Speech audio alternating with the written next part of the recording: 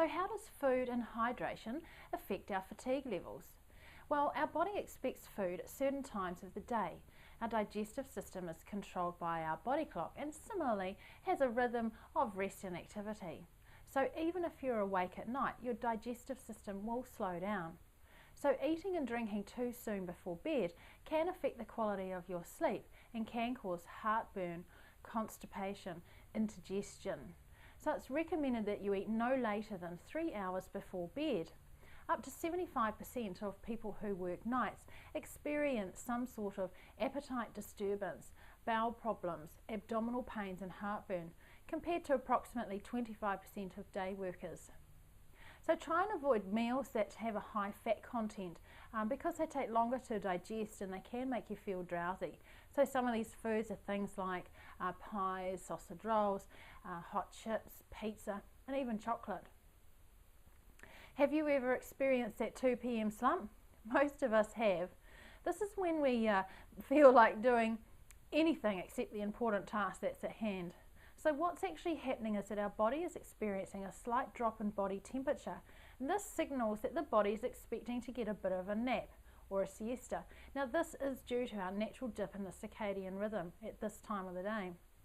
But given that it's not readily accepted as good business practice to have a 20-minute nap, our body is saying, well, if you're not going to let me sleep, then I need some fuel to keep me going. So this is when we crave some of those foods like sweets and chocolates and fatty food.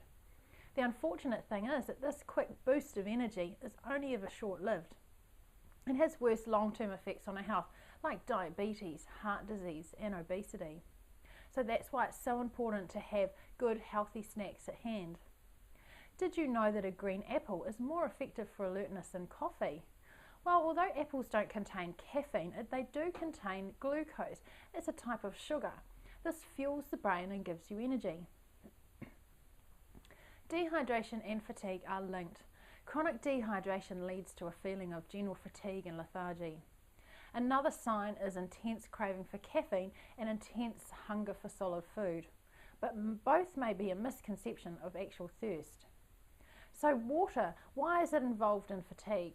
Well, water is a nutrient, it's a source of energy. It's not just a carrier of or metabolizer of nutrients. It activates electrical and magnetic energy in our cells. So it's needed to extract energy from the foods that we eat. It gives us energy needed to move, to think and concentrate. Dehydration could lead to attention deficit disorder.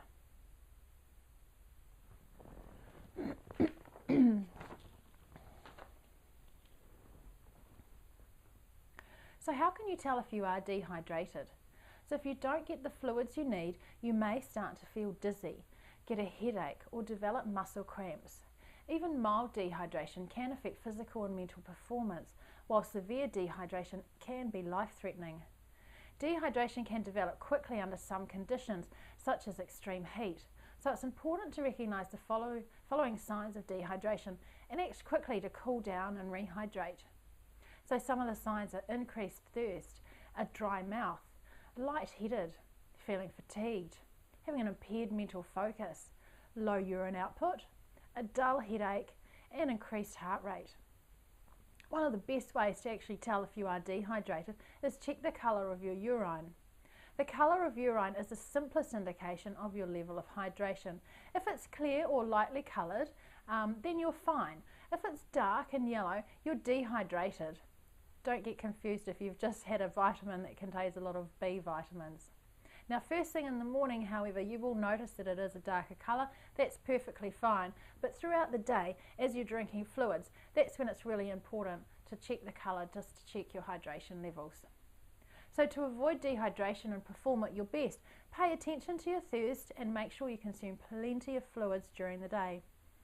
When you're thirsty, it's your body's way of saying, well, you're already dehydrated. As little as 2% dehydration leads to a noticeable decrease in performance. So remember, drink before you dehydrate. We hope that you've enjoyed this short video and that it's been insightful regarding the management of fatigue.